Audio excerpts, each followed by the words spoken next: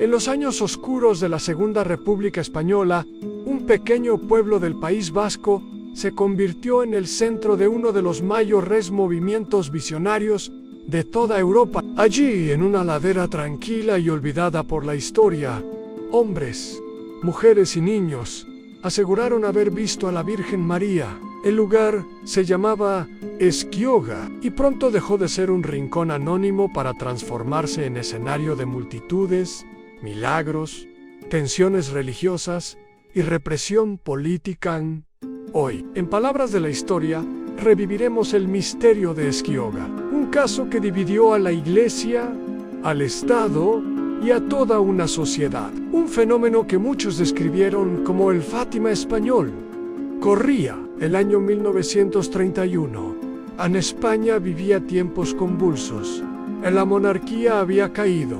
La Segunda República nacía, y con ella llegaban reformas que generaban entusiasmo en unos y temor en otros. En el País Vasco, un territorio profundamente arraigado en la fe católica, muchos vivían la llegada de la República con desconfianza. Fue en ese clima de incertidumbre donde ocurrió lo inesperado. A los cielos parecieron abrirse en Esquioga, un pequeño pueblo guipuzcoano rodeado de montañas y bosques. Iba a convertirse en el epicentro de uno de los fenómenos religiosos más intensos y masivos del siglo XX.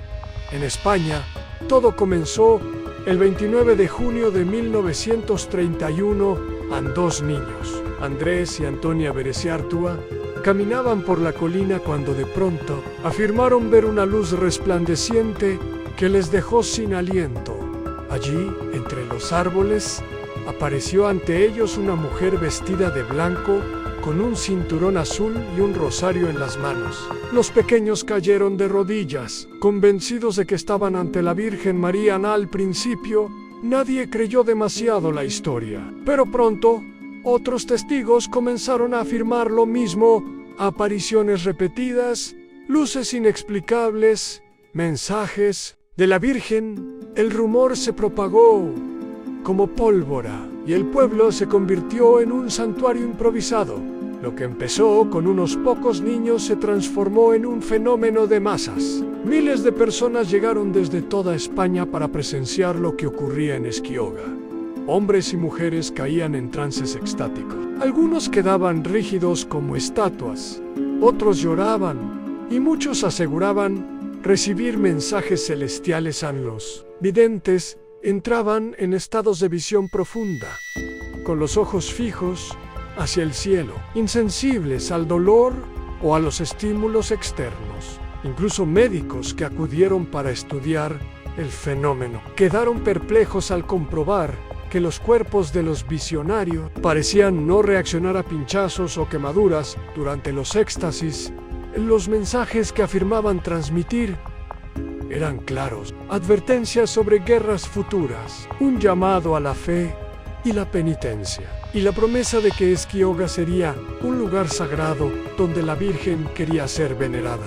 Pero lo que para muchos era un milagro, para otros era una amenaza en la Iglesia Católica oficial. Al principio cautelosa, pronto mostró rechazo. Los locales se dividieron. Unos alentaban la devoción, otros la condenaban como un engaño.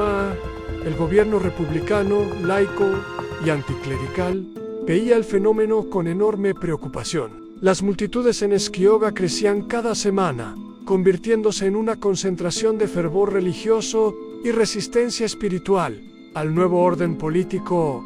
En poco tiempo, las autoridades comenzaron a reprimir las reuniones. Se prohibieron los rezos masivos, se dispersaron peregrinaciones y se persiguió a algunos visionarios. Uno de los aspectos más inquietantes del fenómeno fueron las profecías. Muchos visionarios aseguraron que España viviría una gran guerra, con sangre derramada por todas partes. En retrospectiva, muchos vieron en Esquioga un anuncio de la Guerra Civil Española, que estallaría pocos años después, en 1936, pero también hubo polémicas. Algunos visionarios se contradijeron. aparecieron falsos profetas, y ciertos excesos empezaron a dañar la credibilidad del movimiento. Sin embargo, para los creyentes, las apariciones seguían siendo una verdad indiscutible. Con el paso del tiempo, la Iglesia y el Estado cerraron filas contra Esquioga. Los visionarios fueron silenciados, algunos perseguidos, y la colina perdió su lugar como centro de peregrinación oficial.